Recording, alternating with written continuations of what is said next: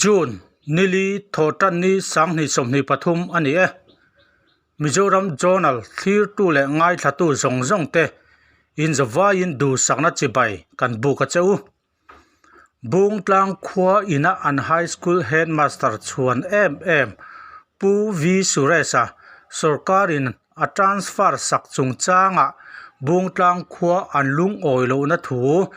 video kan channel la te kan lo ti chhuat to kha kan lo thirin kan lo ngai thlange in kan ringa kha buaina kal zela khan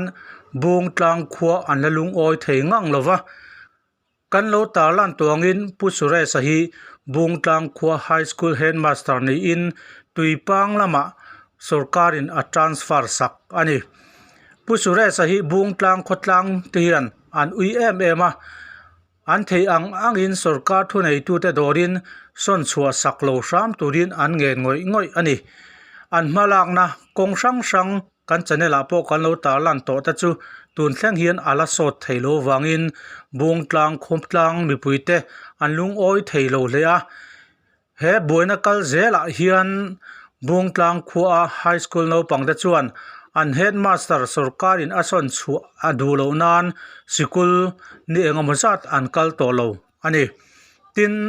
tuten amani thudik lo manga bung tlang khua an lo bei bok awangin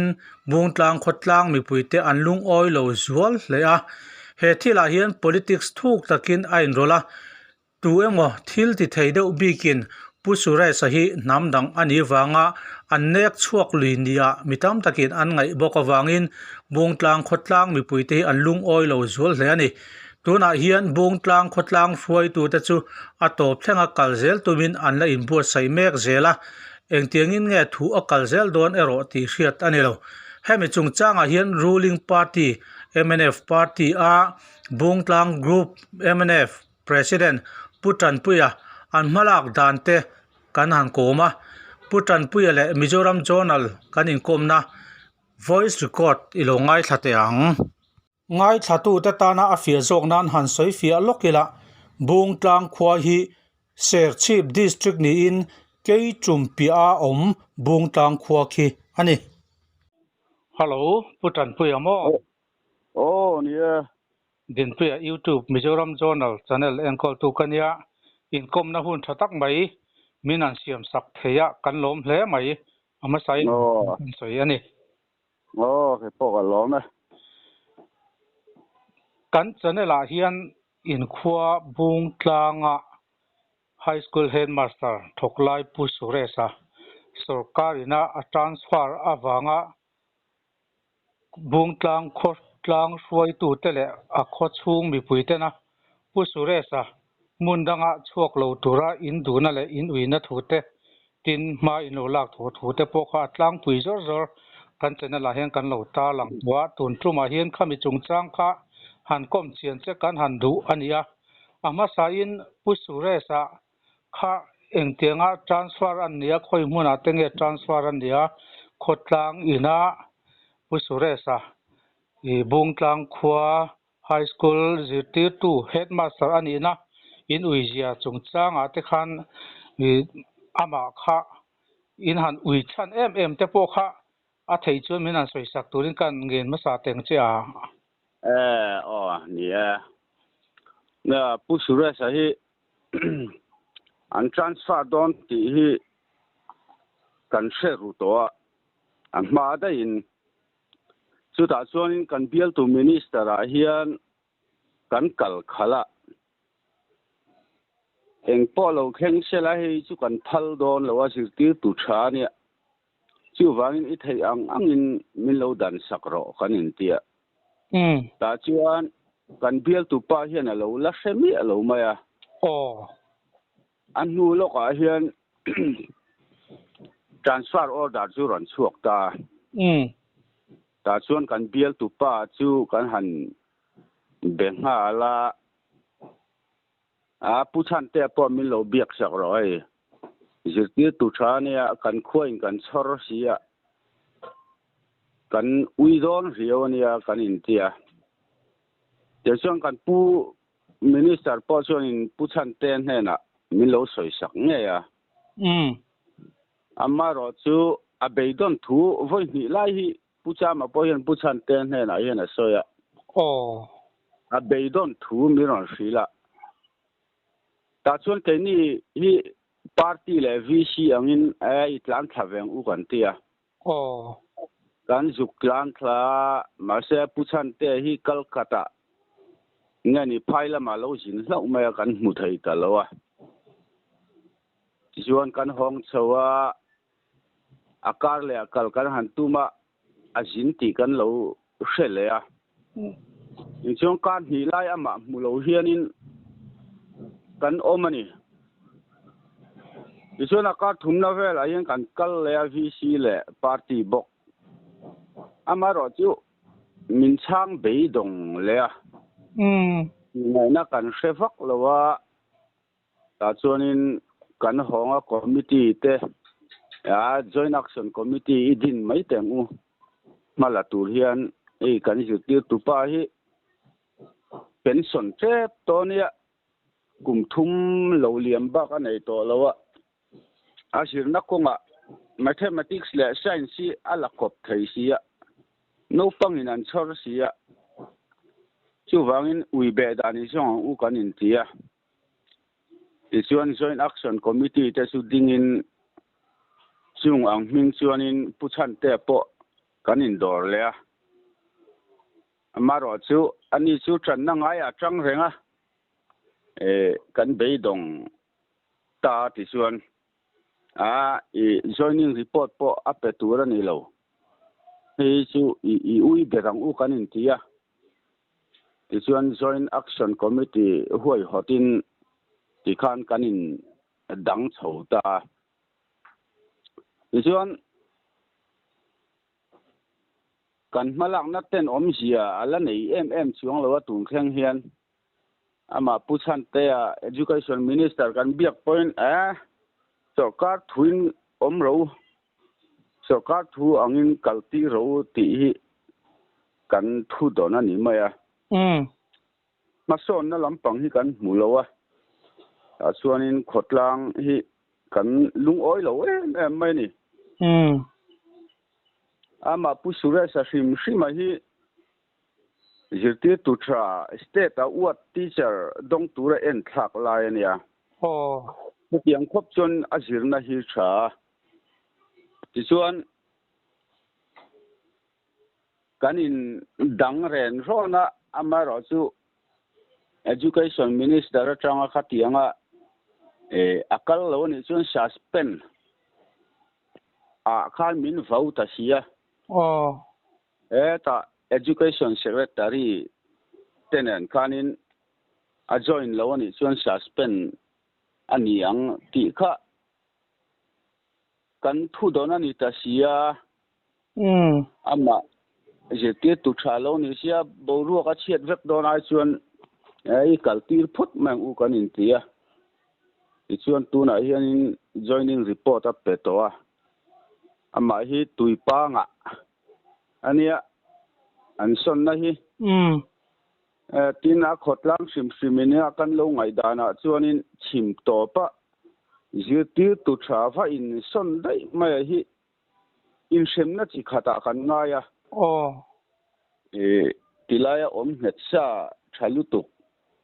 pusura sa chungchang chun soi le bokila mo bang har sat na nei ten te hi akhu moi thei khat zelmaya uniform le zirlai bu ka tiang zirna konga mi har sa ang chi teng te po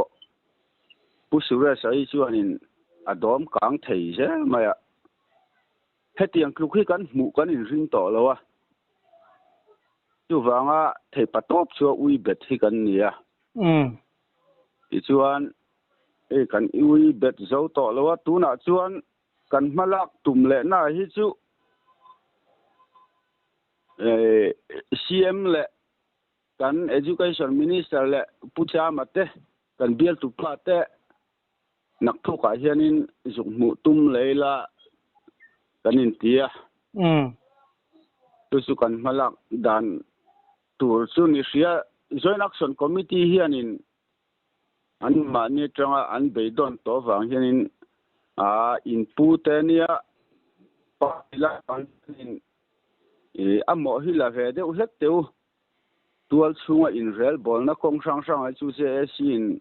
kan lo ma anga minister vel dora chuanin party hruai tu te kuta kan in ngat don antia chuan party hruai tu te chuan nak tu ka hianin zin chu kan tum ta tin tuna hian sikul no pang hi tu man kal du lo ni ani mo an uilu tuka tu ma sikul no pang tungka chung chu tu ma kal turan om lo ni tu tiang chu kan khen chin deuh chu ni ta chuan thil pakhat kan zot lok chenga tuna in ron soi deuh zok kha I pu suresa an uia wang khan school no pang tu ma in school an join du lo ni thum vel chu school kal tur tu ma school no pang an om lo ti kha kan lo hriat thoi dan ania ta chuan kan zo du cha chu khami bung tlang high school headmaster thar tura sarkarin aron da khan joining report alaron pe ri lo emni petoe a petoa maro chu official lo thut chu ni mai an ti tur chu no pangan nei miau si lo mo ani tak chu ti chuan hanin zot le lok taila bung tlang ina khami lama mala tura khotlang ina in handin JSC kha chu sarkar lama khan anan beidong ta deuh chu ni a tuna in soita kan khan ti chuan bung tlang group MNF hruai tu te khan moin han la zui don in kan an sia ta chuan sarkar in zuk dor le huna khan eng tiangana in nge nor in tum I thu kan lo hriat thoi dan chuan group hruai tu te po in atul dan ang zelin an ni na atanga ban po huamin ma in la don ni te khan kan an sia khalai te kha a han soi chian them le the nie kan minister hi ne athu o in tian joining report te kan in pet ti to idang to lo minister thuini kalti rang u kan in tia hetianga joining report te va pe ka thu oi taka om to chuanin sikul no pangan kal du box si lowa kan mamo na zone te a shefek to boka min hu kir sak le tur hianin dor kan tumani ani tak chu in kom na hun thatak mai min pe a kan lom he mai a top nan ti taila in khwa in high school headmaster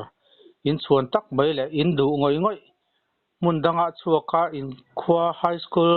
chuasan turatana in phal lo chu sarkar in tiang hian tuipang laman son chua sak chau ania in ui hle mai ti te kan han se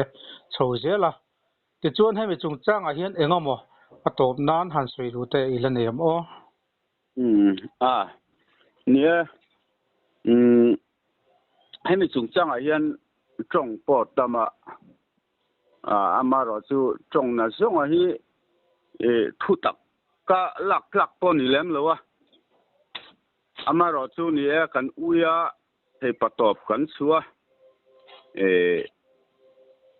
tu ti chung po kan sarkarin na milla ti hlotlin sak theilo ni ro chuanin nia atul chen kha party hruai tu te point ke pen kha kan tumani chulani chuanin nia hei bungtlang a hian unit nga party hi kan oma chu grouping kan khai khoma committee te kan han neya atul chen kan penang amaro chu silda rup te ngai lo tur khopero hi chuanin kan minister hian kan hi min ngai thak sakka min ti hlo kin sakhi kan be se ni ni ti khan sarkar kan ho tu te minister te in han mulenga bungtang kho ina in ngen na te po ati hlotin sak ngei turate ti han be se photiang ole à tak mai putan puyan min han pia Mizoram Journal YouTube channel kan lom tak zet zete to lo me